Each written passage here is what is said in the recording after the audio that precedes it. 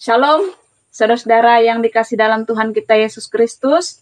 Bertemu kembali kita dalam renungan firman Tuhan hari ini, edisi hari Kamis tanggal 9 Februari 2023. Firman Tuhan berdasarkan Kejadian pasal 26 ayat 1-5 dengan tema yang coba kita gumuli bersama adalah sukses di negeri orang.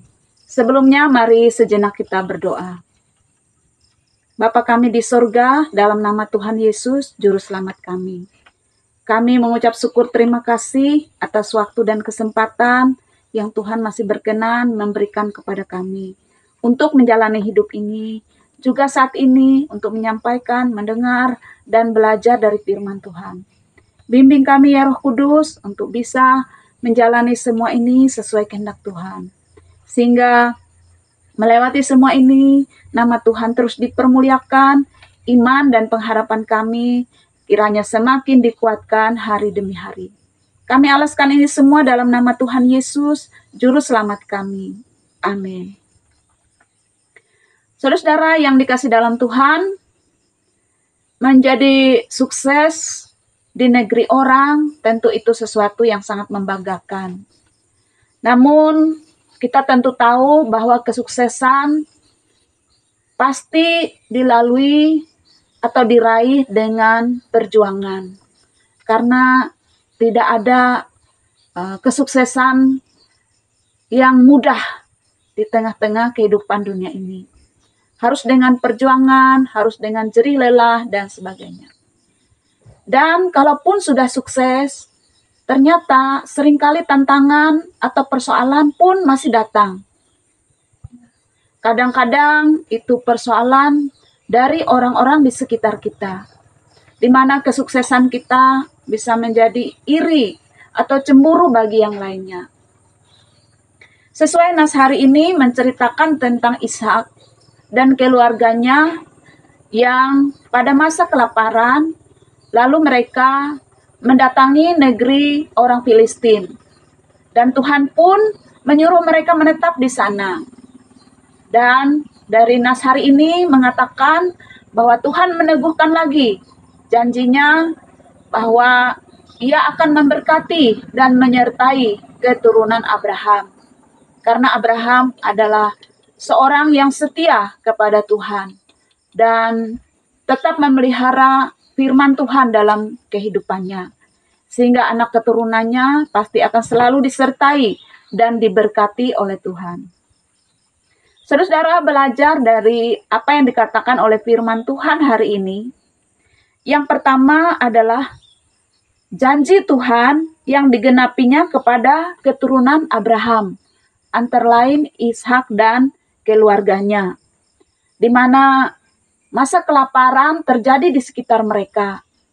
Di tengah-tengah orang Filistin. Tapi Ishak dan keluarganya tetap terpelihara. Mereka berkecukupan, mereka bahkan berkelimpahan. Kekayaannya tambah hari tambah banyak. Tentu itu semua adalah karena perjuangan mereka, kerja keras mereka, ketekunan mereka.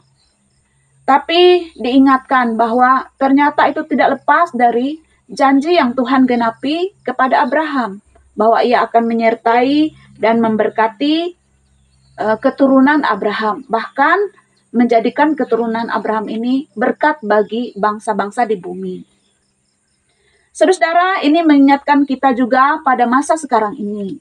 Kalau umpamanya kita adalah bagian orang-orang yang sukses, ya tentu kita menyadari bahwa itu tidak lepas dari kerja keras, ketekunan, perjuangan kita. Tapi kiranya pada kesempatan ini juga, kalau boleh kita mengingatkan kembali, bisa jadi bahwa kesuksesan kita saat ini adalah buah dari doa-doa, permohonan, atau iman, kepercayaan, kesetiaan orang tua kita, kakek nenek kita, atau leluhur kita. Sehingga kemudian Tuhan menggenapinya dalam kehidupan kita. Dalam Mazmur pasal 112 ayat 1-2, di situ ada firman Tuhan mengatakan, Haleluya, berbahagialah orang yang takut akan Tuhan, yang suka kepada segala perintahnya. Anak cucunya akan perkasa di bumi. angkatan orang benar akan diberkati. Jadi belajar dari apa yang diceritakan oleh nas kita pada hari ini, bahwa yang pertama kesuksesan kita memang adalah buah dari kerja keras, ketekunan, perjuangan kita. Tapi jangan lupa bahwa mungkin saja itu adalah buah pula dari doa, permohonan, kesetiaan, dan kepercayaan orang tua kita, kakek nenek kita, atau leluhur kita. Karena itu, terus bersyukur kepada Tuhan. Kemudian yang kedua, kalau kita melanjutkan bacaan hari ini, ayat 6 dan seterusnya menceritakan bagaimana Ishak dan keluarganya sukses. Tapi dalam kesuksesan mereka, ada saja orang-orang yang iri, ada saja orang-orang yang dengki. Bahkan orang-orang tersebut mengusir mereka dari tempat mereka. Saudara-saudara yang dikasih dalam Tuhan, apa yang dilakukan oleh Ishak? Walaupun demikian tantangan, kecemburuan, iri hati dengki terhadap dia dan keluarganya, kita melihat Ishak tidak menyerah. Tapi dia terus berjuang, diusir di sini, pergi ke sana, berjuang terus, dan Tuhan tetap memberkati. Dan kita melihat juga bahwa Ishak sama sekali tidak membalas orang-orang yang iri hati dan dengki kepada mereka. Bahkan dia siap untuk berdamai dengan mereka. Ini luar biasa di zaman perjanjian lama, yang kita tahu kadang-kadang kehidupan begitu keras, dan antara satu dengan yang lain berperang, bermusuhan, sepertinya itu sesuatu yang wajar. Tapi kita melihat pada zaman Ishak, Ishak tidak membalas ketika orang-orang berbuat jahat kepada mereka.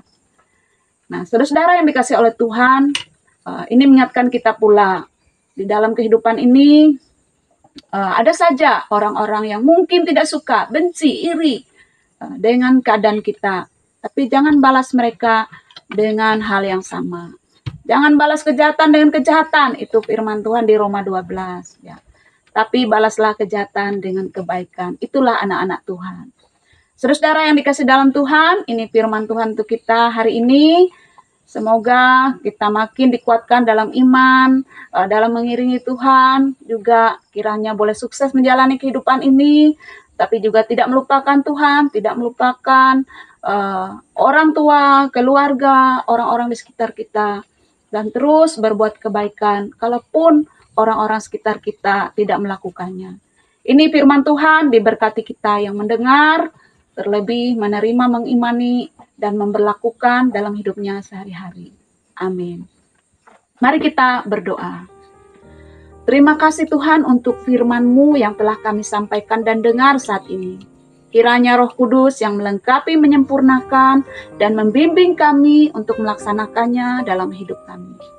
Segala kesuksesan yang boleh kami raih hari ini, terima kasih Tuhan, itu adalah berkat-Mu. Dan bisa jadi itu juga adalah berkat oleh permohonan, doa, dan kehidupan yang benar dari para pendahulu kami. Biarlah semua itu mengingatkan kami untuk terus bersyukur dan melakukan kebaikan yang sama di sepanjang hidup kami. Terpuji nama-Mu Tuhan, kami alaskan ini semua hanya dalam nama Tuhan Yesus, Juru Selamat kami. Amin.